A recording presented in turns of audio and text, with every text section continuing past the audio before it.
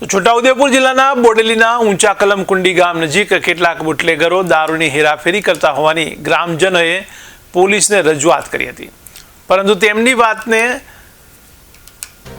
નજરઅંદાજ કરી 3 એક્ટિવા અને ₹2,51,000 થી વધુના દારૂના મુદ્દામાલ સાથે એક સગીર અને 2 ઈસમને પોલીસને સોંપ્યા હતા, જેની પોલીસે અટકાયત કરી હતી। ત્યારે પોલીસે દારૂ સાથે 3ને પકડી દારૂની નાની મોટી 1027 બોટલ, 3 એક્ટિવા સહિત કુલ 4,01,840 ની કિંમતનો મુદ્દેમાલ કબજે લઈ કાયદેસરની કાર્યવાહી હાથ ધરી છે। કુંડી ઊંચા કલમ ગામ આજે 15 વર્ષથી અમારા ગામમાં પંચાયત નથી, કોઈ સરપંચ નથી, અને અમારા ગામના ગોચરની અંદર દારૂવાળા અહીંયા અડ્ડો જમાઈને બેઠા છે। આજે કેટલા સમયથી આજે 7 વાગ્યાની ગાડીઓ 3 પકડી, અમને લગભગ અડધો કલાક થયો ત્યાં સાહેબો પોલીસ આવ્યા અને એનો એ કર્યો છે,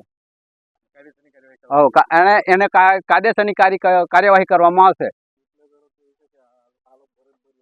અને બુટલેગરો એવું કહે છે કે એટલે અમે પકડ્યા તને વારે ઘડીએ માલ સપ્લાય ચાલે, એનો સ્ટાફ વાળા વારે ઘડી લઈ જશે અને આગળથી અમૃતભાઈને કીધેલું તો એમ જે અમારા મોરકલા બીટ પર કામ કરે છે ને એ લોકો એવું કીધેલું કે વિડીયો બનાવી દઈને તમે પકડજો એમ કીધેલું। અમે ફોન કર્યો તો એ કે હવે રજા પરથી જ અમે એમ કીધેલું, બીજા પોલીસ વાળાને ફોન કરજો એમ કીધેલું।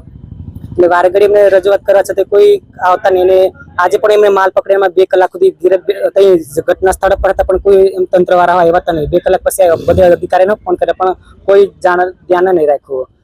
આજે માત્ર 3 એક્ટિવા છે ને બધું મુદ્દા માલ